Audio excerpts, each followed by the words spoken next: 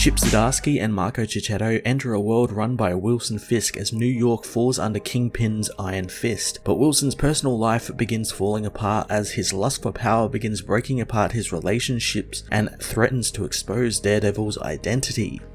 Chip Zdarsky masterfully continues his Daredevil story here, shifting focus onto Wilson this issue and how the man is now being used as a puppet for Doc Ock and his Superior 4 team, yet Wilson's drive for power and wealth and everything like that prevent him from seeing that he's just being manipulated. His relationships are also looked at deeply, and I really like how here we have Mary, whose mind has been manipulated in ways so that Wilson can control her and fall in love with her, compared to his relationship with Butch, where there is none of that manipulation or anything, and because of it, Butch sees his father how he truly is and lets his true feelings for his father be shown. It was great seeing both sides of that coin, and from that, Wilson getting a moment of clarity regarding his lust for power over people. It's all in service of an absolutely amazing final few pages where Wilson harnesses this want for power and want for knowledge into a single act to help him remember who Daredevil is, and it actually works. It's such a great scene, and what's even better is it mirrors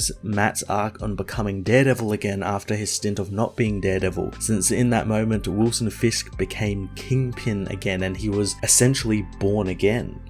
Marco Cicchetto continues to deliver brilliantly dramatic, character-driven artwork, which is especially important in an issue like this since it's focused solely on Wilson Fisk's plight. The final pages, all set within the reign of New York, were just so cinematic and perfectly rendered, capturing Wilson's rage and power so well.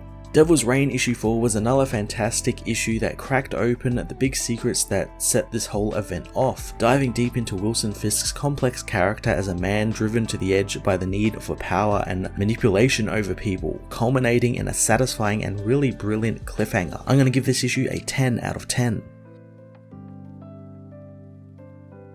Daredevil issue 4 jumps 2 weeks into the future as Matt Murdock thinks they went too far and forgot actions have ramifications on the people they save. Now the whole city is under Fisk's rule, covered with anti-crime drones which swarm through the city and enforce Fisk's zero-tolerance policies. He knows that the city is afraid, but Fisk forgot what Daredevil is, a man without fear. Ock comes to meet Fisk, asking why the mayor isn't campaigning for the election, but remembers why would he need to do that now that the city is crime-free and he's using the Purple Man's power on it. He pours his multiversal counterpart a drink as Wilson says that he almost admires the man's swing, but it also failed to land though, since if he was coming for him, why not come for the crown? Otto explains that Wilson has always been obsessed with power and he's happy to have him sitting at a useless seat to shake hands and kiss babies, and he wants to make the world a better and safer place, and he couldn't have done that without Wilson. He tells him of the multiverse of help Rich's lab was as the Wolverine Otto smells someone coming. Otto decides to leave with his counterpart, knowing that the woman who is coming is a violent type, but before he leaves, he tells Wilson that with crime down, they have arrested his criminal son Butch. Matt meanwhile goes to see Foggy, knowing by the sound of his voice he is fine after the beating he took. Foggy knows that he will be fine and it's all okay, but Matt knows it's not, since it's his fault that his friend is in the hospital now, and if he had just taken Fisk down years ago, none of this would have happened. Foggy tells him to shut up since he's not the only person with free will and he chose to stand against Fisk and put himself in harm's way, but Matt's Catholic guilt just has to make it all about him. Foggy absolves Matt of all of it, telling him to get over it. Donning his mask, Matt senses someone coming as outside, Mike Murdock arrives, disguised as Matt. Matt stops Mike from entering Foggy's hospital room, knowing the man is lying about why he is there. Mike had hoped to run into Matt since Butch has been arrested and he wants to take Fisk down with Matt since Butch might be a changed man when he gets out. Matt refuses to help him since he's a grifter and this is serious business. Mike throws his flowers down and leaves, calling his brother sanctimonious. Kristen soon arrives asking how Foggy is, so Matt tells him he's good, but everything has scaled out of control and he doesn't know what he's doing now. Kristen kisses him, apologizing since she just needed to know it'll all be okay. Matt wants to make it all okay and he doesn't know what to do, as he talks about the second death, a concept from the Bible where murderers end up past this world and into the lake of fire and sulfur. He knows the second death is waiting for him and he's worried that he might kill Wilson Fisk. Fisk meanwhile tells the Thunderbolts to find the Purple Children, having Wesley hand out trackers that will hone in on their energy.